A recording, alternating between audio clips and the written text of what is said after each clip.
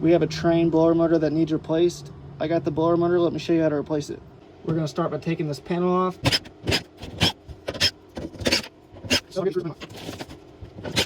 Luckily, this is not a 90% furnace because then you'd have a bunch of stuff right here in the way. Go ahead and turn the power off before you take that panel off. I'm gonna go ahead and remove the wires off this pressure switch right here so it's not in your way. Take this plug off. Kind of just screws and you can push it in. And the last thing is that little plug down there. It's got 2 screws holding that on. Just unplug that. You should be able to move this. Just make sure you carefully do it. Kind of set it up carefully. You don't want to break the board or do nothing like that. There's our blower. There's going to be 1 3/8 screw on each side. Just like that, it comes out. Okay, you should be able to slide this blower wheel right out. We're going to take this blower motor and wheel down in the garage so we can replace the motor down there where it's a little bit cooler.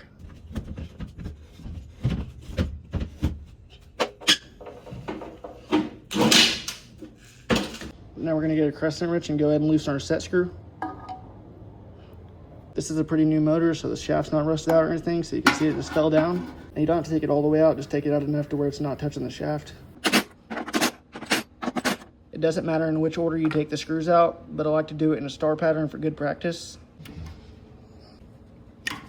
Then pull the motor out. Let's get you a crescent wrench on the other side. You don't want to unscrew it all the way. Now you can go ahead and pull that off. And these are actually nice because they hold themselves on. Usually they fall right off.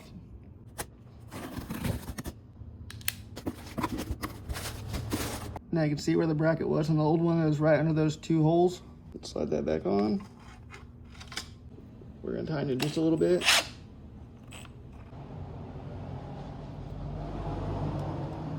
Get it right where it needs to be. We can go ahead and fully tighten it.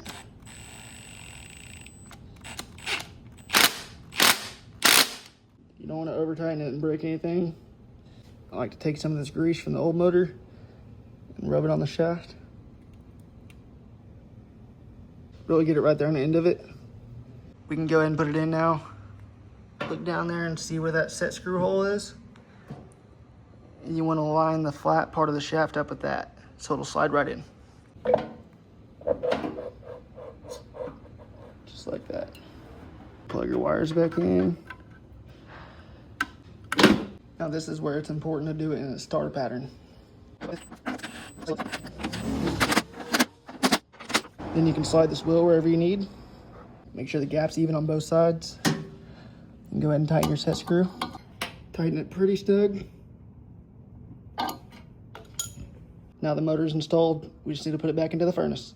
You gotta make sure you slide them up in the little bracket.